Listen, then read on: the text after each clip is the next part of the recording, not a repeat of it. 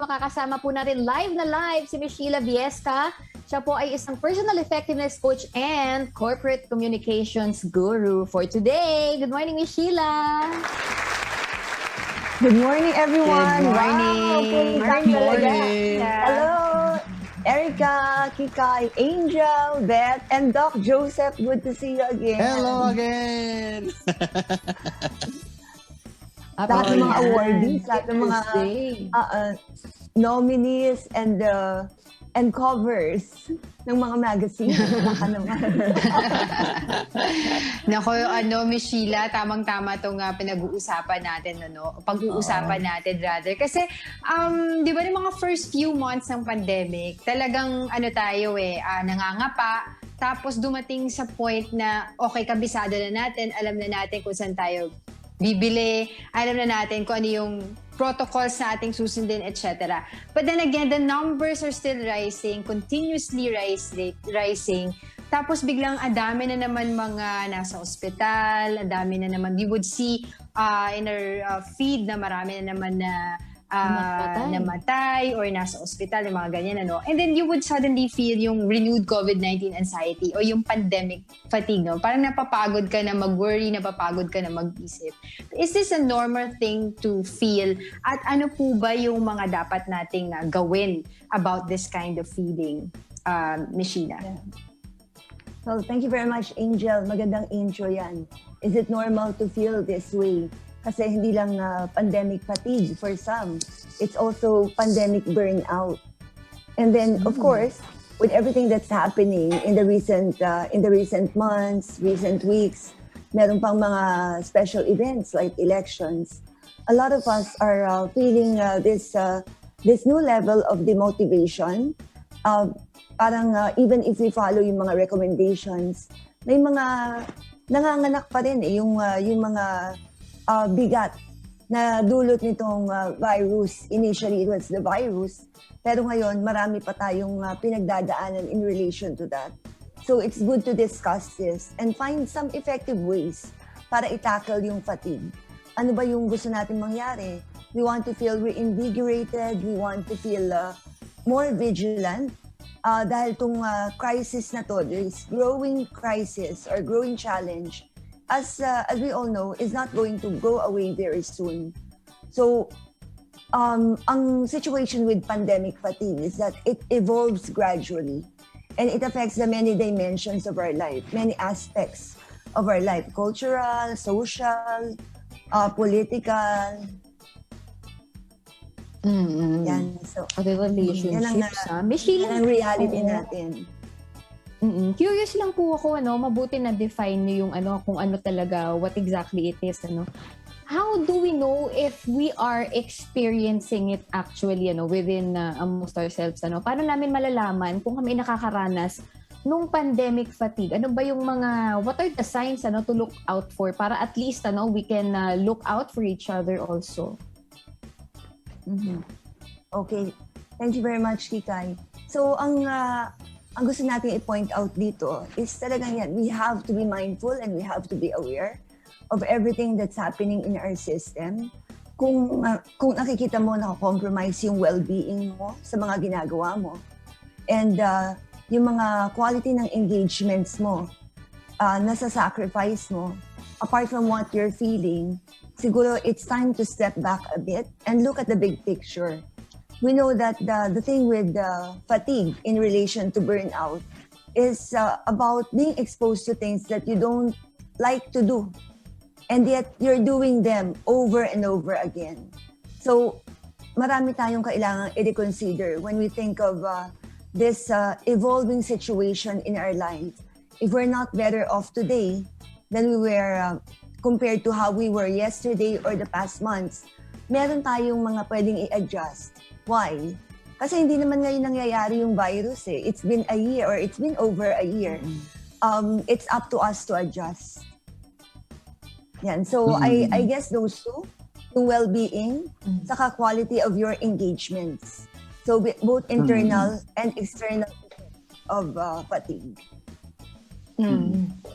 So, after identifying that, okay, meron akong pandemic fatigue, kasi syempre, siguro yung mga nag-fuel doon sa pandemic fatigue mo yung anxiety na wala kang sense of control sa nangyayari. Tapos maraming mga nawawala. 'Di ba? May mga mahal ka sa buhay na nawawala. Even yung most acquainted lang na person in your life, affected ka rin because of what's happening, ano? Tapos uncertainty of the future, no? So yun yung mga factors that fuel talaga yung pandemic fatigue mo. So after identifying it, Miss Sheila, what would be the best move, no? Next thing to do para, yun mo yun, we are able to deal with what's happening with ourselves. Yeah. Remember, before the pandemic, medyo umuuso na, yung nag-trend na talaga yung work-life balance. And this is something that that got shaken when we encountered this critical situation. At ngayon, ganun pa rin. And so many of us are not able to find that work-life balance. Ang pwede natin sigurong i-address yung mga work-life engagements. Wala mang balance. At least in the quality of your engagements, makikita mo, are you thriving? Are you able to contribute? Kasi when we are fully engaged in our professional and personal life, we will feel that at the end of the day, medyo energized tayo. We're more energized than drained. Pero if we're not fully engaged, meaning detached ka, hindi ka involved where you're supposed to be involved, you're not in the center of your personal space, professional space, then talagang paulit-ulit yung mararamdaman mong drain of energy and feeling of demotivation, feeling of helplessness, feeling of hopelessness na hindi mo naramdaman in the past. So let's not focus too much on work-life balance kasi hindi naman to applicable during this critical situation. Or at least that terminology is far-fetched for many. But work-life engagement, yung kalidad ng pakikitungo mo sa ibang tao at sarili mo, yan ang pwede mong bantayan. Ma'am Sheila. Okay. Ako, I like to ask, guys, Ma'am Sheila, because of this prolonged pandemic, of course, we know that mental health is greatly affected already.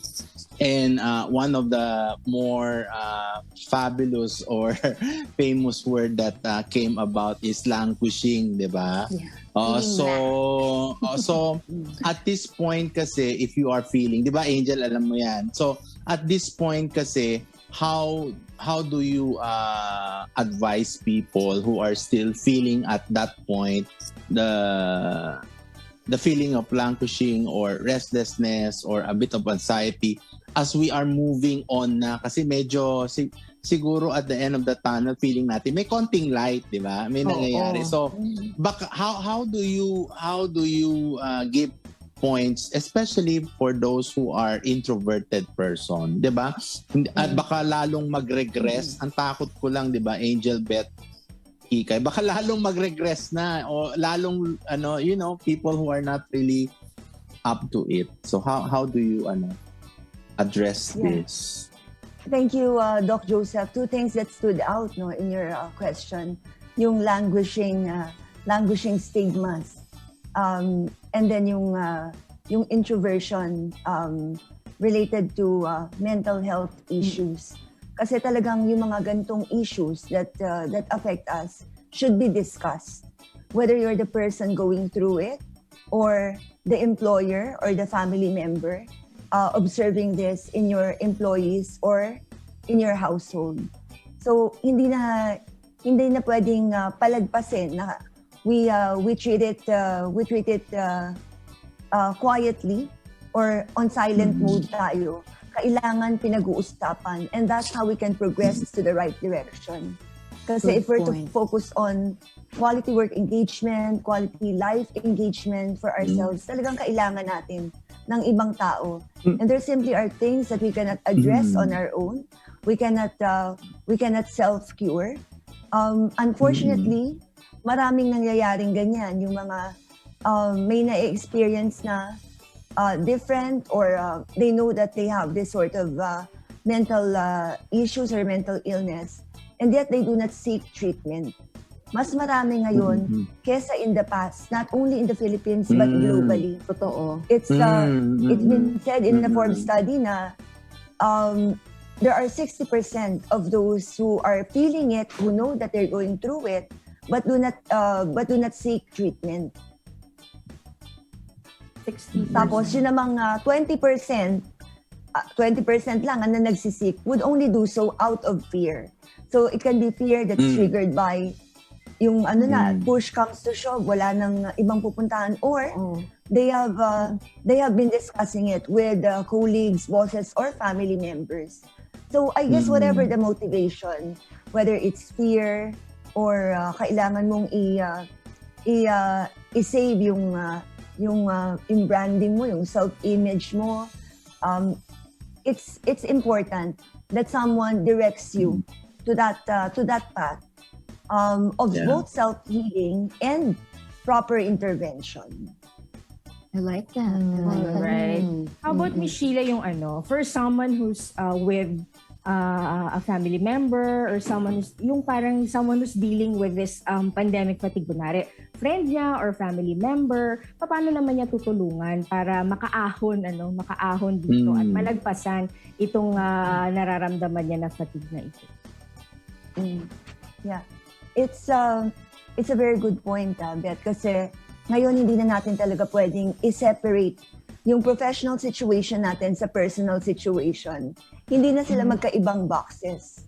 And now, if you're the boss or the colleague helping out this associate or employee of yours, kailangan i-consider mo what's happening in their home life. Kasi malamang tumatawid yung problema nila from one box to the other.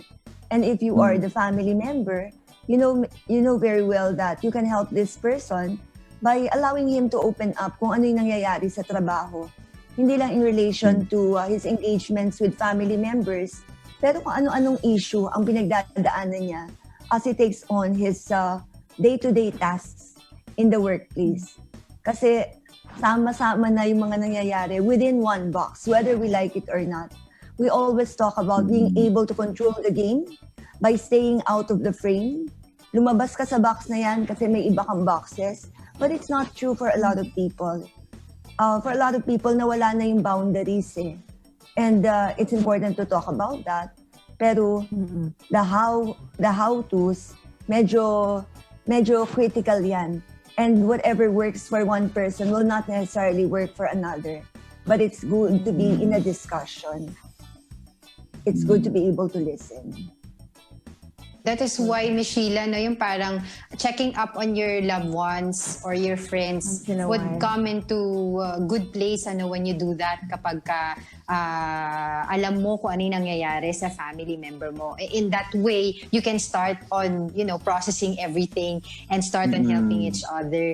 Pero Miss Sheila, I'm also going to ask you kasi dito we would always talk about it na sige, when you feel tired, it's normal. When you feel when you feel anxious, it's normal.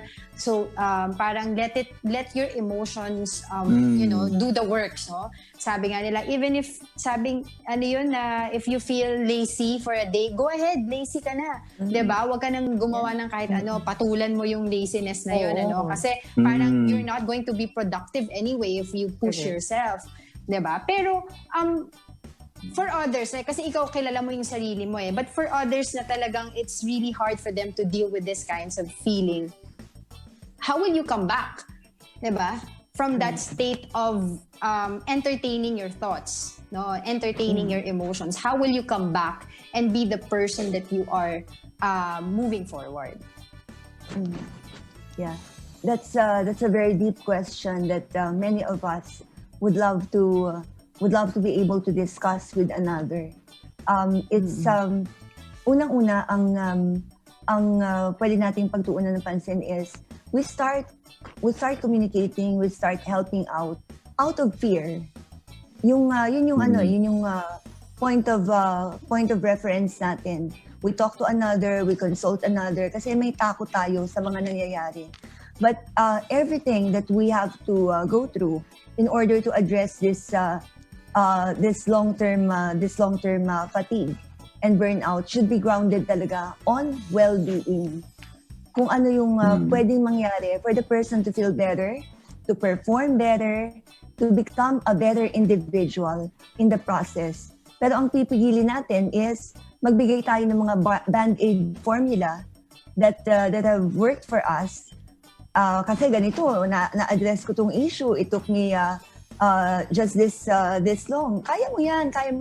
No, we have to give the other person the reassurance that at this point, it's okay not to be okay. Yeah. Pwede kang magpahinga, pwede kang mawala ng pag-asa for a short while. Gawin mong time-bound, but that timeline is really up to you. Hindi ka kailangang diktahan ng iba. And when you listen to me, this is what worked for me. Now, it's up to you to figure out what worked for you. Because that's also what I went through. Siguro pwedeng sabihin, I listened to everything and then I had to filter them to figure out kung ano talaga yung para sa akin. So, that's how we can guide another. Whether it's a family member or a colleague or an employee. Marami namang red flags na pwede tayong makita when a person is going through pandemic fatigue. Yun yung hindi sila nagpe-perform as well.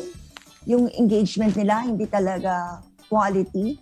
And they work very long hours, pero yung productivity hindi ganun na hindi as is expected based on the number of hours that they're putting in. Yes. Sheila, mabuti na mention. Yes, Go ahead.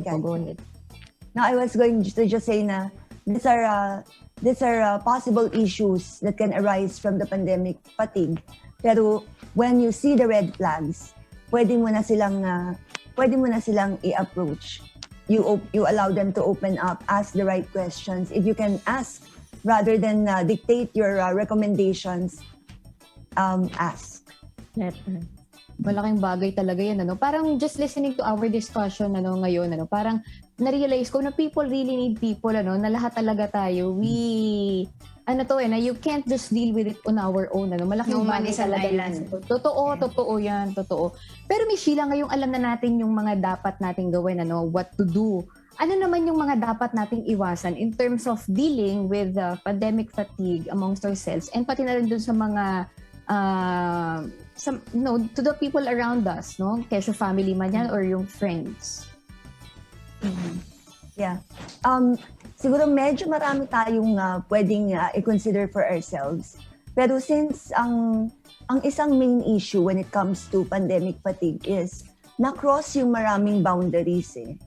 So ang titignan natin, ano ba yung sustainable? Because if we're feeling tired, overwhelmed, hopeless at this point, malamang sa hindi, may mga ginagawa tayong bagay na hindi natin kayang panindigan long term. So ano ba tong mga to?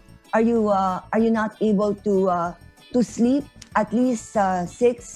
Kung hindi mo kaya ng 8 hours, 6 to 7 hours a day, hindi ka na ba nakakapag-power nap?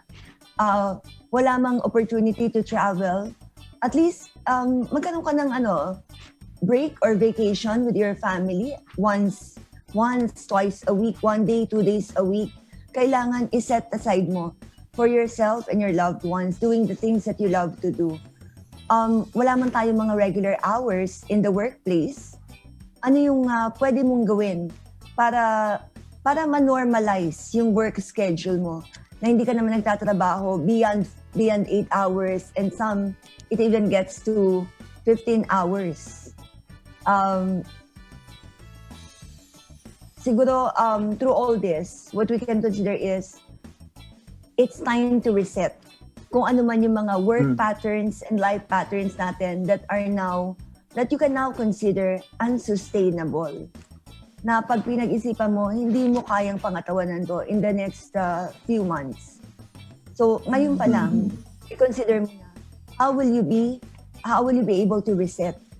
At mahirap man, you just have to let go of certain tasks, certain habits, certain practices, and certain people who are causing this unnecessary strain on you and the quality of your life and engagements. Malaking bagay. Oo, Oo, parang Doc Joseph, parang I love it how Miss Sheila said it, na parang kanina, push the stop button, tapos ngayon reset your button, and how amazing it is to see na you still, even if na ganito yung nangyayari sa atin, you still have control of your life at the end of the day. Yes, Doc Joseph. Ako kasi feeling ko kasi Beth, Erica, Angel, Miss Sheila, no, if you will agree with me, that's why people are still experiencing this pandemic, is because the sense of realization is not yet embedded in their system, 'di ba? Minsan parang feeling nila, nangyayari ba to? Oo, nangyari na kasi magdadalawang taon na it's happening. You put it in your mental aspect na this is it. So I think then the negative effect of it starts to prop up in your system. That's why you get a lot of anxiety kasi nagdidecrescendo ang all this and it changes your hormonal and your personal being attribute, no, when you still have this sense of realization na parang hindi yata nangyari, andyan na yan, di ba? Tama, Miss Sheila. So I think is this a way that we should be moving on and trying to be more positive and more productive in a sense, in a new way, in a new form. We're talking about new form because na tayo we've been to this pandemic, and sometimes it really causes a bit of stress and anxiety, a lot of it. So do you suggest to people na we have to really like what you said, shift, turn the clock to something more positive and more productive in a new way, kasi iba na no? So but sometimes that's difficult to tell them if they're still not realizing it na nasa andun pa rin sila na parang parang kaya nga di ba first step is identifying. Di ba, Angel? Awareness. Kagaya ko lagi ko sinasabi, andyan na yung virus. You have to really live with it and you have to fight it. Kung hindi, you will end up nothing. Tama ba yun? Tama yun talaga, Doc Joseph. Kailangan yung sustainable well-being or sustainable approach to holistic well-being. Yan ang kailangan natin gawin. Kasi for a lot of us, naging forever na tong pandemic, di ba? Sabi nga natin, wala forever. Ito parang magiging forever na. Yeah, wala forever. Oo. Binest friend na natin, talagang pinersonal na natin, pinasama na natin it. And everything revolves around it. Oo. So time to step back kasi marami kang bagay na pwede mong kontrolin. It's like, in the past, in love ka dito sa taong to, you're doing everything for this person. Suddenly, nawala yung tao, nawala na rin yung motivation mo. I'm all out of love. It's the lover, not the love. Correct. And you have to be in love with yourself again. Kasi in the end, you are stuck with that one person. You have to do things for yourself. You have to make a better life for yourself. You have to reach out to other people because it will make you a better person, a much bigger person. Mas marami ka pang matutulungan. Hindi yung naiwan mo na yung sarili mo as you aim to help others, look after others. At yun na nga pinagmumula ng fatigue Because you have forgotten the superhero. Nane-neglect. Alam mo, Miss Sheila, kung saan ako talaga na pandemic fatigue. I mean, sige, yung mga pinag-usapan natin, we all go through that, and we are all dealing with it. Pero, tsaka yung, syempre, yung uncertainty of the future, paano yung mga anak natin, di ba? Ganito na ba yung buhay nila? Pero kung saan talaga ako talagang napapandemic fatigue, pagod na ako dun sa mga taong walang disiplina, yung ang kukulit, ayaw mag-mask, ayaw sumalis, ayaw sumunod ng safety protocols. Doon ako nafafatig talaga kakasabi sa mga tao. Araw-araw nang sinasabi. Ano magagawin natin sa Sheila? Affected talaga kami. Kasi syempre, parang Damay-damay kapag tayo mali dito mo, eh. damay-damay tayo dito eh. Ako nga yung nag-iingat, tapos ikaw, pabayaan, Tama. tapos ako pa yung magkakaroon. Yung may mga ganong Tama. sitwasyon, di ba? Magkakaroon ng virus. So, doon talaga ako napapatig. And I'm sure all of my kasama here are, agree. will agree with me. di ba? Doon kami napapatig. Ano bang gagawin natin dyan, Michelle? Oo, tama yan ha. Ngayon, meron tayong dilemma. Ano ba, holistic approach to well-being o good manners? Kasi ang hirap Firing squad, firing squad. Kakapagod Hindi mo eh. naman pwedeng isprayan ng alcohol lahat ng tao or i-approach na o mali yung Pagod na ginagawa ako talaga. mo. And yet, you cannot just keep quiet. Kasi it's affecting your well-being and those in the circle or in the midst of that particular person. Siguro, hinga muna ng malalim, count 1 to 3. Huwag natin kalimutan yung mga natutunan natin in the past. And then when you feel that you have something to say, then state it. Pero don't just be reactive, be responsive. It's good to consider that everyone is going through fatigue. And when you are going through that, certain dimensions of your brain, nagsha-shutdown talaga. Yung alam mong dapat, hindi mo nagagawa. Diba? Yung alam mong tama, medyo nasa-set aside mo. So when someone gives you a tap on the shoulder, medyo nagigising ka. I think we have to do it kindly while others are conducting themselves blindly. Kasi malamang meron doon mga hindi nila alam. Uusapan pa lang natin, napagod na ako. Last point ko sila. Yes, sobrang hirap. Pag nasa bahay, sobrang hirap, lalo na nag-aaral yung mga bata. Lahat inaasikaso mo, ikaw lahat. I realized, kasi syempre at one point, nakaramdam na rin ako yun, or baka nararamdaman ko rin siya na sobrang pagod, pandemic fatigue and all. Plus yung mga sinabi nyo na, ano ba naman yan, itong mga tao na to, hindi kami lumalabas. Paglabas namin, sobrang naming protected, di ba, na lahat na lang ginagawa namin.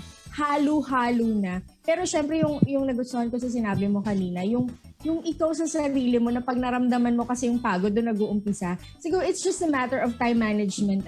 Kung medyo nararamdaman mo na siya, it's hitting you already, put some more time for yourself. No, na sige, more time to socialize with other people, to rest siguro. Para pagising mo bukas maayos ka ulit. Diba? It's a matter of time management. That's true. And you have to be decisive about it. Hindi pwedeng patumpik-tumpik. Because you have to perform now. You have to carry out the task now. Everything that has to be done now. Kaya, pag yung time management part of it is, when you know that there's something that needs to be done, do it now. Marami kasi mga interrelated elements Oo. Sa fatigue. Yung mga emotional, physical exhaustion mo, yung disconnection mo from work, family, and that feeling of being less effective. Lahat 'yan nagkakahalo-halo na. So tama yung point Minsan feeling mo zombie ka eh. management. Minsan feeling mo zombie ka. Kasi kahit Gising ka ayaw na, mo lakad tumayo, ka ayaw mo kumilos, pero kailangan ko kumilos, feeling mo zombie ka eh. Parang automatic no? Diba, Titi? Oo. Nako, so as we wrap things up, Ms. Shida, in a nutshell, siguro dun sa mga natutunan namin sa lahat ng advice mo and tips, siguro yun nga, identifying yung feeling mo and acting on it, siguro reflection din at magdasal na sana at the end of the day makayanan natin lahat yung mga pinagdadaanan natin ngayon kasi that's the only thing that's keeping us on moving forward. Tapos yun nga, be positive and be active, love yourself by Connect, engaging yourself into physical activities and other hobbies. Or yung may mga hobbies or mga dating skills na gustong balikan, di ba, Doc Joseph? Pwede Learn new Oo. things. Oo. And then, No one is stopping you from taking on. small winnings is still a win. Yung mga ganyan, di ba? Meron kang And- friends na mga baliw, ganyan. Oo. It's okay, it's okay to do things that is self-gratifying to you. And then nobody can stop you from that. Kasi Yeah. when you do things that you think that will buy will balance yourself and will keep you happy and will keep you Go ahead. sane, By go all ahead. means, do Go Wala ahead. silang magagawa Add to kasi, cart, okay? diba? Oo. Tingnan. Tsaka wag Yan, daw add to doom cart. scrolling. Yung doom Ah. scrolling, yung Oo. tawag doon, titingin ka ng mga, yung mga negative na Correct. Oo. na reports, negative stories. Parang lalo mong nilulugmok yung sarili mo eh. So Yes. stop doom scrolling. And it can be always addictive. scroll dun sa mga magagandang bagay or listen to podcast or yun nga, magdasal ka. Kasi Yeah. talagang yan ang anchor mo eh. In every Totoo. aspect of life, di ba, Miss Sheila? Miss Sheila, masyado kaming marami natutunan sa'yo and we want to talk about this more pero wala na tayong time, no? Siguro baka pwede tayong mag-part 2, ganyan. Pero Miss Sheila, para dun sa mga Yeah. kasangbahay natin, na nakikinig sa atin at saka gustong mag-avail ng mga workshops ninyo online, paano po ba kayo makokontak? Thank you very much, Angel. Yes, at Talk Shop, ang goal namin is exactly the point of this discussions. We want people to be at their best, whatever the odds, whether it's in terms of communication, leadership, or relationship matters. And we're considering that we're all going through a lot of these things that can undermine our effectiveness. So if they want to find the means or figure out the tools and techniques to be more effective or to upskill in terms of those areas, leadership, communication, personal effectiveness, they can get in touch with us at 0917-877-5588 or 0917-894-5588 for courses that can be taken in coaching sessions or workshops for groups. Facebook, LinkedIn, we have Talkshop PH, Sheila Viesca, and of course, the website www.talkshop.ph. And we're here to help. I love it. Mabuti na lang meron tayong mga matatakbuhan, Correct. di ba? Na maaasahan talaga natin. At yung sa tamang direksyon tayo hindi kung saan-saan, di ba? Syempre. Yes. Thank you so Dapat much, daw Miss Sheila, Sheila. Pwede bang Thank you. pwede bang may pahabol? Yeah, I would like to give Ito. I would like to give a shout out to Aldrin, who called me last week after our episode, and he was very thankful. And he said he's been Hi, following the Aldrin. program. Hi, Aldrin. Now, when I was talking to him, he was talking about what inspired this topic, workplace fatigue, pandemic burnout. But then towards the end of our discussion, he was already talking about some personal issues with regard na pwedeng ma-address ng mga medical experts such as Doc Joseph. So when I was trying to figure out my response to him, I thought that in a normal setting, I would respond differently. Like, nakakabastos naman to. Hindi ko naman na topic to. Bakit ako yung tinatanong mo rito? But then I tried to figure out that, nagko-cross na nga yung line eh. So I just told him, okay, Aldrin, we have an expert on that. Doc Joseph Lee, check him out. Mas matutulungan ka niya. So it's good to have this kind of network that you can refer people to. Wag mong i-shut off or i-shut down right away. Kasi as I mentioned, treat people kindly because a lot of times throughout their day, they're conducting themselves blindly. So it's good to practice kindness to help people be at their best again or at least be in their element. Yeah. Parang nasa-sense ko na kung ano yung medical problem May inano kay prostate Sheila. problem, Doc. Baka hindi lang yon. Hindi lang yon. Totoo, Doc Joseph. Talagang napabigla ayan. ako pero sabi ko, oo, naku, ano bang response ko dito? Pero, in a normal setting, I would have hung up on this person. I would have shouted. Pero sabi ko, hindi. May mga kailangan kausap to. Yeah, relax ka lang. Thank you, Doc Beyond the Joseph. prostate yan, Beth. Thank you. So true, Doc Joseph. And congratulations to everyone for the awards, for the recognitions. And Doc Joseph, Beth, Thank Angel, you. Tikay, much deserved. You're doing a lot of good for your viewers, for for the country, for the world. Yeah, and it's a pleasure to be a part of it. Okay, thank you, Miss Sheila. Thank you so very much. much. Thank you. Thank you. Thank you. Kakain See you again. talaga tayo. Okay.